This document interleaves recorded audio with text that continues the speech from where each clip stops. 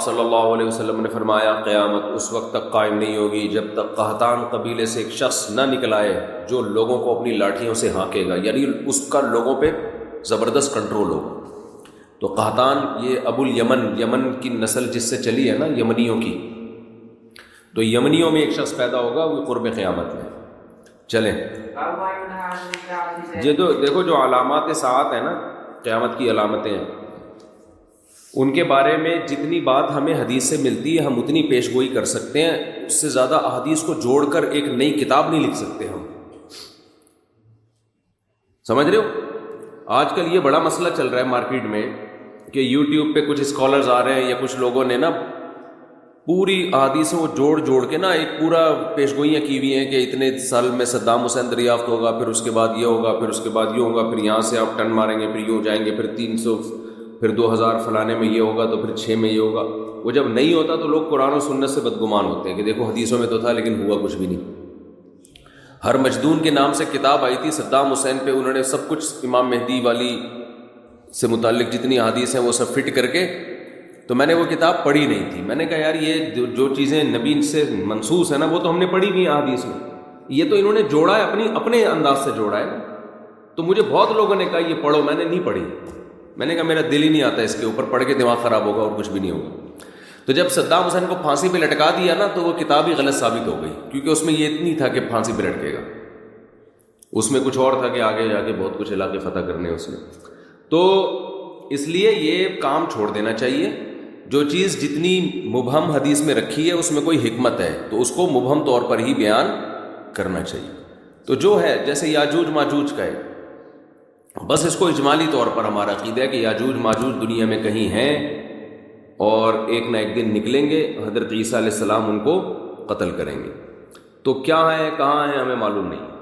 حضرت عیسیٰ ابن مریم نازل ہوں گے، ان کے بارے میں اتنی تفصیل سے ہمیں بتا دی گئی ہے، دمشق میں آئیں گے، ٹھیک ہے نا، مسجد کے مینار پہ اتریں گے، یہ بات ہمیں بتا دی گئی ہے۔ انہی کے دور میں امام مہدی بھی ہوں گے، امام مہدی ان کو نماز کے لیے آگے کریں گے مگر وہ نماز کے لیے آگے نہیں بڑھیں گے۔ بس کس سن میں آئیں گے اس کا قرآن و سنت میں کوئی تذکرہ نہیں، آئیں گے دمشق میں، صحیح ہے نا؟ نہیں میں نے کبھی نہیں کہا 2025 میں، تو وہ یہ سب چیزیں اپنی جگہ ہیں۔ باقی ہم نے جو فیصلے کرنے علامات ساعت کو دیکھ کے نہیں کرنے، ہم نے موجودہ حالات کو دیکھ کر جو گراؤنڈ ریئلٹی ہمیں جس سمت میں چلنے کا حکم دے رہی ہے ہم نے اس کے حساب سے فیصلے کرنے۔ سمجھتے ہو کہ نہیں سمجھتے؟ مثال کے طور پر ہوتا ہے یہ کوئی بھی آدمی خروج کرنا شروع کر دیتا ہے اسٹیٹ کے خلاف، یا کہیں بھی کسی ملک میں دھماکے شروع کر دیتا ہے اور کہتا ہے اصل میں خراسان سے ایک لشکر نکلنے والا ہے، حدیث میں آتا ہے، تو میں اس لشکر کے لیے لشکر تیار کر رہا ہوں چھوٹا، تاکہ وہ بڑے لشکر میں ضم ہو جائے۔ یہ چل رہا ہے مارکیٹ میں۔ تو بس امام مہدی آنے والے ہیں، تو وہ دیکھو حدیثوں میں تو آتا ہے جب یہ ہوگا تو پھر وہ دیکھو ابھی امام مہدی آنے والے ہیں، ابھی یہ دھماکہ کرنا ہے، ہم نے فلاں جگہ بم رکھنا ہے، تو بھائی لشکر تیار ہو رہا ہے نا، تو خلاف خلیفہ بھی آ رہا ہے، تو ہم امام مہدی کے ساتھ ملیں گے۔ تو آپ کہو بھائی کب آ رہے ہیں؟ بھائی حدیثوں میں ملتا ہے دیکھو، تو وہ یہ لشکر ہوگا، اور خراسان میں ابھی دیکھو بم پھٹائے کہ نہیں پھٹا، تو یہ وہی امام مہدی کا لشکر تیار ہو رہا ہے۔ بھائی ہمیں کیا پتہ یہ وہ والا ہے یا وہ والا بم پھٹائے یا وہ والا جو امام مہدی کے دور میں پھٹے گا وہ بعد میں جا کے پھٹے گا، ہمیں کیا پتہ یار۔ تو وہ جب اللہ نے جو کام کرنا ہے وہ اللہ کو کرنے دو، آپ اپنے حساب سے دیکھ کے چلو گے، سمجھتے ہو؟ تو لوگوں کی صلاحیتوں کو بہت ضائع کیا جاتا ہے، سمجھتے ہو؟ جب وہ ہوگا تو وہ اس کی علامات پوری بتائی گئی ہیں کہ جو ہے نا وہ پتہ چل جائے گا آپ کو۔ جیسے نبی صلی اللہ علیہ وسلم کی نبوت جب ظاہر ہوئی تو پہلے سے یہود و نصارہ انتظار کر رہے تھے نا نئے نبی کا، تو جب ایک پیغمبر ظاہر ہوئے اور آگے حضرت ابو ذر کا ایمان کا واقعہ آ رہا ہے، کیسے انہوں نے تلاش کیا نبی صلی اللہ علیہ وسلم کو اور علامات دیکھ کر کیسے اندازہ لگایا انہوں نے، تو وہ اللہ تعالیٰ پھر ایسے نہیں رکھتے کہ 2-4 آدمیوں پر، وہ پھر اللہ اس کو منوا کے چھوڑتے ہیں۔ جب کوئی کسی شخصیت کو اللہ اوپر لانا چاہتے ہیں تو پھر نبی صلی اللہ علیہ وسلم نے جب دعویٰ کیا تو آپ کی دعوت پھیلی، آپ کے معجزے ظاہر ہوئے ہیں، پھر لوگ جوک در جوک ایمان لانا شروع ہوئے۔ تو حضرت مہدی کا بھی ایسا ہی ہوگا کہ ایسا نہیں ہوگا کہ وہ جناب جب ظاہر ہوں گے تو بس 4 آدمیوں کو پتہ ہوگا۔ جب وہ ظاہر ہوں گے تو اللہ نے ان کے ساتھ اتنے ان کے برحق ہونے کے دلائل رکھے ہوں گے کہ آپ کو کتابوں میں کی ضرورت نہیں رہے گی. وہ اظہر من الشمس، چڑھتے سورج کی طرح ان کے برحق ہونے کے دلائل اللہ ان کے بھی اور عیسیٰ ابن مریم کے بھی قائم کرے گا. یہ خبریں پوری دنیا میں پھیلیں گی، کوئی انکار نہیں کر سکے گا. سمجھتے ہو کہ نہیں سمجھتے؟ تو کیونکہ ان کے ساتھ پھر ساتھ دینا واجب ہوگا نا، تو پھر اللہ اپنے بندوں کو ایسے نہیں، جیسے عیسیٰ علیہ السلام نے جب نبوت کا دعویٰ کیا نا، یا حضرت مریم نے کہا کہ یہ ولد الزنا نہیں ہے معاذ اللہ، تو اللہ میاں نے ایسے ہی نہیں چھوڑ دیا. حضرت عیسیٰ ماں کی گود میں پورے یہودیوں کے مجمع کے سامنے بولے ہیں. وہ تواتر کے ساتھ پھر بنی اسرائیل میں خبر پھیلی ہے کہ بچہ ماں کی گود میں بولا ہے کہ میں انی عبداللہ آتانی الکتاب وجعلنی نبیہ. تو اتنا تواتر کہ جس میں جھوٹ کا امکان ہی ختم ہو جائے. ایک آدمی نے نہیں کہا کہ میں نے بچے کو ماں کی گود میں بولتے ہوئے دیکھا ہے. پورے یہود کے بڑے بڑے جتنے بھی علماء صلحاء سارے اس مجمع میں موجود تھے، سب کے سامنے عیسیٰ ابن مریم نے گواہی دی ہے. اور پھر صرف اتنا بھی نہیں، اس کے بعد کنٹینیو مسلسل آپ کی نبوت کی شہادتیں ملتی رہی ہیں ان کو. تو اللہ تعالیٰ پھر تبھی تو دیکھو یہ جو آج یورپ میں اتنا گوروں نے حکومت کی ہے نا اتنی بڑی دنیا پر، تو یہ کیا تھا؟ یہ عیسائیت کی بیس پہ ریاستیں خلافتیں قائم ہوئی نا. آج جو پورا یورپ ہے، یہاں جب گورے آئے انہوں نے مذہب کو نکال دیا، تو یہ ان کی حکومتیں مذہب کی بیس پہ ہی تو قائم ہوئی تھیں کہ پیچھے ایک پیغمبر کا نام استعمال کیا نا انہوں نے، عیسیٰ ابن مریم کا. یار رہنے دو. دیکھو دنیا میں اتنے بڑی پاورفل ریاست قائم کرنا، اس کے لیے ٹھیک ٹھاک قربانی چاہیے. بے تحاشا گاجر مولی کی طرح کٹے ہوں گے. تو اس کٹنے کے پیچھے ایک سچے پیغمبر کی موٹیویشن تو ہو سکتی ہے، بغیر اس موٹیویشن کے کوئی نہیں کٹتا اس طریقے سے. تو یہ عیسیٰ ابن مریم کا نام تھا جس کی بیس پر عیسائیت نے دنیا میں راج کیا ہے. ورنہ یہ نہ بنتا یہ آج پورا لندن اور یہ فرانس اور یہ جتنے بھی یورپ کے کنٹریز ہیں، اور اس کے لیے تو ہمارے ریاستیں بھی انہی کے ہاتھ میں تھی نا، جتنے پھیلے دنیا میں. ماضی کی بات کر رہا ہوں. تو یہ سارا اس کے پیچھے تو یہ موٹیویشن اتنی بڑی انسانیت کو مل کیسے گئی؟ تو وہ اخبار متواترہ سے ملتی ہے، اخبار آحاد سے نہیں ملتی. یعنی لاکھوں لوگ بیان کر رہے ہوتے ہیں، ہم نے اپنی آنکھوں سے دیکھا ہے حضرت عیسیٰ کی تعلیمات بھی اور ان کی سیرت بھی. اس کے بعد جا کے لوگ، جیسے نبی صلی اللہ علیہ وسلم کا تھا، تو اس کے بعد جب اسلام آیا تو پھر وہ کتنی بڑی بڑی ریاستوں سے تھوڑے تھوڑے مسلمانوں کی جنگیں ہوئی ہیں. تو وہ کیوں فتح ہوئی؟ ان کے پیچھے رسول اللہ صلی اللہ علیہ وسلم کی شخصیت تھی. تو لوگ ان پر ایمان لے کر آئے. تو یہ ایمان اتنا پاورفل تھا کہ یہ دو چار خبروں والا ایمان نہیں تھا. ہزاروں لوگوں نے آپ کی سیرت کو دیکھا، پھر لاکھوں نے اس کو نقل کیا. تو وہ جو موٹیویشن ملی اس سے پوری یہ پہلے بنو امیہ کی خلافت، اندلس کی خلافت، بنو عباس کی خلافت، پھر خلافت عثمانیہ، یہ ساری چیزیں سمجھتا ہے کہ نہیں سمجھتا؟ اور آج بھی جو جنگیں ہو رہی ہیں، اگر مسلمان زندہ باقی رہ گئے ہیں تھوڑے سے، تو اس کے پیچھے مذہب کی موٹیویشن ہے. تو یہ جعلی چیزوں کی موٹیویشن اتنی پاورفل نہیں ہوتی. بتانے کا مقصد یہ.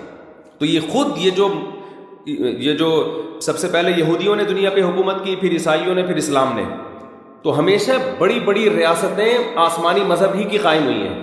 تو خود یہ بات بھی آسمانی مذاہب کے سچے ہونے کی دلیل ہے.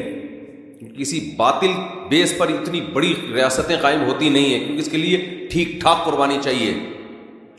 وہ قربانی حب مال اور حب جاہ والے دیتے نہیں ہیں، الا یہ کہ پاور بہت ہو تو پھر دے دیتے ہیں. وہ پھر تو قربانی رہتی نہیں نا. عمرو ابن دینار کہتے ہیں حضرت جابر بن عبداللہ رضی اللہ عنہ کو یہ کہتے ہوئے سنا کہ ہم نے نبی کے ساتھ ایک غزوے میں شریک ہوئے، تو مہاجرین میں بھی کچھ لوگ آپ کے ساتھ آ گئے، حتیٰ کثروا، مہاجرین بہت ہو گئے. وکان من المہاجرین الرجل اللعاب، مہاجرین میں ایک شخص تھا جو مزاح بہت کرتا تھا. ان کی عادت کیا تھی؟ مزاح کی. تو انہوں نے کیا کیا؟ فکسا انصاریا، کسی انصاری صحابی کے جو پشت ہے نا اس پہ ہاتھ مارا، کولوں پہ ہاتھ مارا ایسے مذاق میں. ان کو غصہ آ گیا. فغضب الانصاری غضبا شدیدا، بہت سخت غصہ آ گیا انصاری کو. حتیٰ تداعوا، ایک دوسرے کو بلانا شروع کر دیا، بھائی اس نے مجھے تنگ کیا ہے، آئے ہو بھائی ذرا اس سے انتقام لیتے ہیں. انہوں نے کہا، جب لڑائی شروع ہوئی تو انصاریوں نے کہا کہ یا الانصار، اے انصاریوں ادھر آ جاؤ. سارے انصاری جمع ہو جائیں، ان سے ہم نے جھگڑا کرنا ہے. تو مہاجر نے کہا کہ اے مہاجروں ادھر آ جاؤ. تو اب یہ قوم پرستی کی جنگ شروع ہو گئی نا. بھائی وہ کہہ رہے ہیں کہ جو بھی انصار ہیں وہ ادھر آ جائیں. مہاجروں نے کہا جو مہاجر ہیں ادھر آ جائیں. نبی صلی اللہ علیہ وسلم نے نکلے تو فرمایا، ما بال دعوی اہل الجاہلیہ، یہ جاہلیت والے دعوے کا کیا حال ہے؟ یہ کون سے تم باتیں کر رہے ہو؟ اب دیکھو یہاں قومیت کا استعمال کس کے لیے ہو رہا ہے؟ لڑوانے کے لیے. یہاں قوم پرستی تعصب ہے، حرام ہے، ناجائز ہے. نبی نے قوموں کے حوالے بھی دیے اور یہاں پر آپ قومیت سے منع کر رہے ہیں. ذرا سی جنگ ہو پنجابیوں میں اور پٹھان، ہم پٹھان ہیں، ہم پنجابی ہیں، اس موقع پہ یہ نعرہ ناجائز اور حرام. اور آج کل یہی چل رہا ہوتا ہے، ہم بھی یہ ہیں، ہم بھی پنجابی ہیں، ہم بھی پٹھان ہیں، ہم بھی مہاجر ہیں. تو ایک دم ایسی جنگ چھڑتی ہے کہ پھر لاشیں اٹھانا مشکل ہو جاتا ہے. ایسا مذاق بھی ٹھیک نہیں ہے. تو بس غلطی ہوئی نا ان سے، تو ان کو تھوڑی پتا تھا کہ یہ ہو جائے گا. تو آپس میں بھی ایسے مذاق نہ کیا کرو بھائی. اچھا بھائی، نبی صلی اللہ علیہ وسلم نکلے، فرمایا فقال النبی صلی اللہ فخرج النبی فقال بھائی یہ حدیث کل پڑھیں گے، استاد جی آ نہ جائیں، نہیں آگے تو پھر مکمل کر لو. تو میرے بھائی فقال النبی تو نبی صلی اللہ علیہ وسلم نے فرمایا ثم قال ما شانهم، آپ نے فرمایا کیا ہوا ان کو؟ فاخبر بکسعۃ المہاجری الانصاریہ، صحابہ نے بتایا کہ انہوں نے ایسے مذاق کیا تھا. اس کے بعد جنگ شروع. فقال النبی صلی اللہ علیہ وسلم دعوها فانها خبیثہ، آپ نے فرمایا اس نعرے کو چھوڑ دو، یہ خبیث ہے. یعنی قوم پرستی کا نعرہ کیا ہے؟ خبیث. ایک حدیث میں آتا ہے منتنا، بدبودار. وہ جو بچہ، بکری کا بچہ نہیں پڑا ہوا ہوتا کچرے میں، مردہ بچہ، تو اس سے جو اس کو بھی منتنا کہتے ہیں نا، بدبو پھیلا رہا ہے. تو یہ قوم پرستی کا نعرہ کیا ہے؟ بدبودار. وقال عبداللہ بن ابی بن سلول، عبداللہ بن ابی بن سلول منافق کو موقع مل گیا. یہ خود بھی انصار میں سے تھا، اس کو موقع مل گیا بھائی اس جنگ کو تھوڑا کیا کرو، تھوڑا بھڑکاؤ یار، آگ لگاؤ، اس میں آگ لگاؤ. اقد تداعوا علینا، انہوں نے کہا تداعوا علینا، انہوں نے کہا اچھا یہ مہاجرین نے ہم پر اپنی قوم کو بلایا ہے ہم سے لڑنے کے لیے. لئن رجعنا الى المدینۃ لیخرجن الاعز منها الاذل. تو کہنے لگے کہ اچھا ہم نے تو ان لوگوں کو پناہ دی ہے مکہ میں، مدینہ میں، یہ کمزور لوگ تھے، ہم نے مدینہ میں ان کو پناہ دی ہے اور یہ ہم سے لڑنے کی باتیں کر رہے ہیں. ہم واپس جائیں گے تو ہم جو عزت دار لوگ ہیں معاذ اللہ ان رسوا لوگوں کو نکالیں گے. یہ وہی نعرہ ہے جو ایک سیاسی لیڈر نے نہیں کچھ دن پہلے ایم کیو ایم کے بارے میں لگا دیا تھا کہ یہ ہندوستان سے لٹے پٹے آئے تھے تو ہم جو ہے نا ان کا تو کوئی پرسان حال نہیں تھا. تو اس وقت بڑا کراچی میں پھر فساد شروع ہو گیا تھا. لیکن وہ فساد بھی وہ کیا ہوا، اس کا جملہ اس کی ذات تک تھا نا، اس نے پوری قوم کی نمائندگی میں تو نہیں کہا. فسادی لوگوں نے اس کو پوری قوم کی نمائندگی سمجھ کے پوری قوم کے خلاف تقریریں شروع کر دی. تو جیسے وہ فسادی تھا نا، ایسے یہاں سے بھی جو رپلائی گیا وہ بھی کس پر مبنی تھا بھائی؟ اس نے پوری قوم کی نمائندگی میں تھوڑی کہا تھا، یہ ایک آدمی کا تھا نا، آپ اس کے خلاف بولتے، لیکن جو رپلائی گیا ہے وہ پوری قوم کے خلاف گیا. تو یہ شرارتی لوگ ہوتے ہیں اور ہم جیسے بیوقوف ان احمقوں کے پیچھے چل رہے ہوتے ہیں. یہاں ہمارے لیڈر نے ماشاءاللہ بڑی خاندانی بات کی، ہم سب اس کا ساتھ دیں گے. وہ بھی گدھا تھا جس نے یہ بیان دیا تھا، اور جس نے پوری قوم کو اس بیس پر رپلائی کیا وہ اس سے بڑا گدھا تھا. تو دونوں گدھے ایک جیسے تھے. تو ہم پڑھے لکھے اگر ہیں تو ہمیں ان گدھوں کو فالو نہیں کرنا. تو عبداللہ بن ابی بن سلول نے فوراً اس سے فائدہ اٹھا کے کہا کہ اچھا یہ لوگ تو کمتر لوگ تھے، ہمارے پاس آئے تھے لٹے پٹے، اور ہم واپس جا کے ان کو نکالیں گے. تو حضرت عمر کھڑے ہو گئے. حضرت عمر نے عرض کیا یا رسول اللہ. حضرت عمر کا وہی اسٹائل تھا جو ہمیشہ سے رہا. حضرت عمر نے فرمایا لئن رجعنا، جب اس نے کہا تو حضرت عمر نے فرمایا الا تقتلوا هذا الخبيث. صحیح ہے نا؟ اب دیکھو حضرت عمر نے سارے انصار کو برا نہیں کہا، یہ خوب سمجھو. هذا الخبيث خاص اس کی طرف اشارہ کر کے کہ یا رسول اللہ، دو روایتیں، ایک میں کہ آپ اس کو قتل کیوں نہیں کرتے، یا آپ مجھے اجازت دیں میں اس کی گردن اڑا دوں اس کی. یہ نہیں کہا کہ یہ انصار ایسے ہیں، یہ یوں ہیں، تو فلانا ہے، تو ہماری وجہ سے ان کو اسلام ملا ہے اور ہماری وجہ سے ان کو بھی تو فتوحات مل رہی ہیں. تو یہ سب نہیں کہا حضرت عمر نے. حضرت عمر نے خاص اس شخص کے بارے میں کہا کہ یہ فتنہ پھیلا رہا ہے، تو یا رسول اللہ آپ مجھے اجازت دیں میں اس کو قتل کر دوں اور اس خبیث کو قتل کر دوں. تو نبی نے فرمایا لا یتحدث الناس انه كان يقتل اصحابه. نا، اگر ان کو قتل کر دیا، مجھے بھی پتہ یہ نالائق شرارتی ہے، تو لوگ کہیں گے اگر میں نے قتل کر دیا، لوگ کہیں گے کہ محمد صلی اللہ علیہ وسلم اپنے ساتھیوں کو بھی قتل کر دیتے. کس قدر بہترین سیاست ہے دیکھو کہ بھائی جو غیر مسلم ہے نا وہ اپنے آپ کو اسلام میں محفوظ نہیں سمجھیں گے. وہ سمجھیں گے بھائی یہ انہی کا کلمہ پڑھتا ہے، انہی کے ساتھ جنگوں میں گیا ہے، اور کوئی بات پتہ نہیں کیا ہوئی اور گردن اڑا دی تو ہم بھی آ جائیں گے، تو ایسا نہ ہو بات بات پہ ہماری بھی گردن اڑائی جائے. کتنا بڑا فسادی تھا، لیکن اس کے باوجود آخر دم تک نبی صلی اللہ علیہ وسلم نے اس بیس پہ قتل نہیں کیا کہ قوم پرستی کی جنگ بھی چھڑ سکتی ہے اس سے، اور دوسرا کیا ہوگا کہ جو مشرکین ہیں وہ اسلام میں ان کا داخلہ بھی رک سکتا ہے۔ تو یہ اس سے پتہ چلتا ہے کہ ہمیشہ جب بھی آپ کوئی فیصلہ کریں تو دو بڑی مصیبتوں میں سے چھوٹی مصیبت کو اختیار کرنا چاہیے۔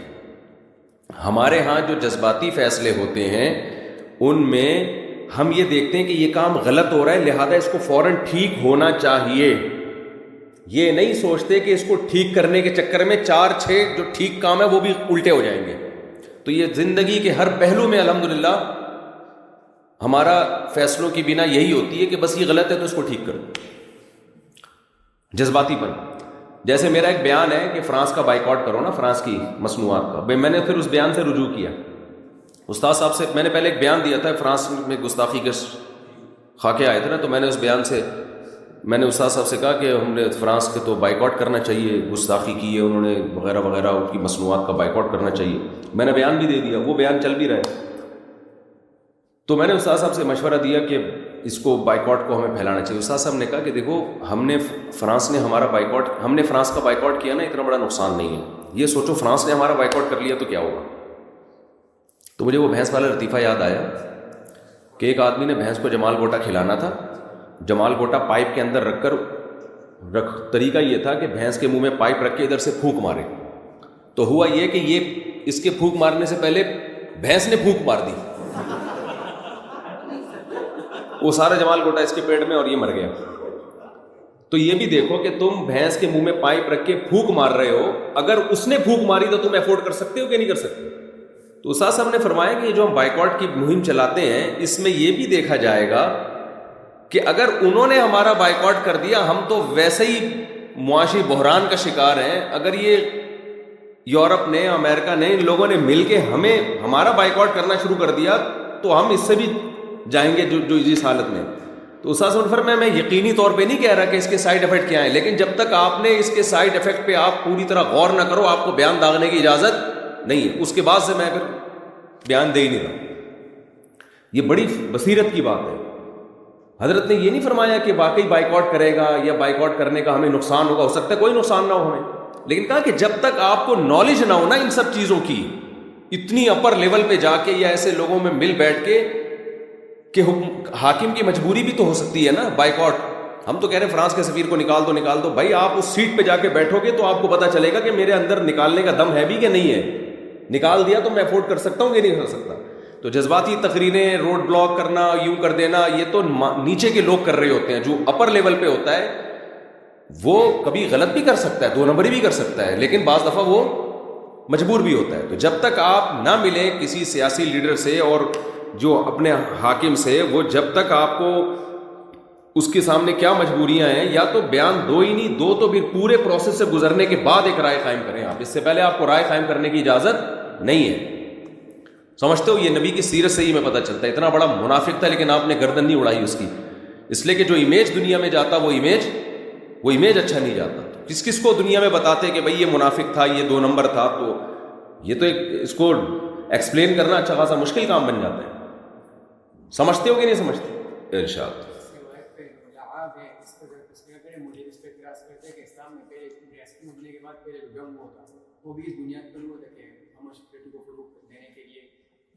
وہ پاگل لوگ ہیں، یہ تو انہوں نے ان کے کولے پہ ایسے ہی ہاتھ مارا نا جیسے مذاق میں نہیں لوگ مار رہے ہوتے تب کی۔ تو یہ کہہ رہے ہیں ملحد لوگ اس پہ وہ کرتے ہیں کہ اسلام میں جو یہ جنگ شروع ہوئی اور اس کی نیت